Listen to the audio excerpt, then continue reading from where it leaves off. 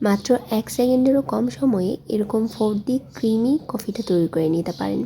এই জন্য আমি একটা কাচের বয়মে 2 টেবিল চামচ কফি নিয়ে নিয়েছি। তারপর 2 টেবিল চামচ চিনি আর 2 টেবিল চামচ পানি নিয়ে বোতলটা ভালোভাবে সিল করে শেক করে নেব। মাত্র 30 সেকেন্ড শেক করলে এরকম ফোমের মতো হয়ে যাবে।